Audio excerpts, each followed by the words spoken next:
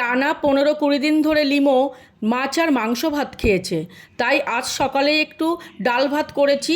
এখন ওকে খাইয়ে দেবো, ও তো নিরামিষ ভাত খায় না। একবার মুখে দিতে পারলে ও খেয়ে নেবে, কিন্তু ও নিজে থেকে খায় না।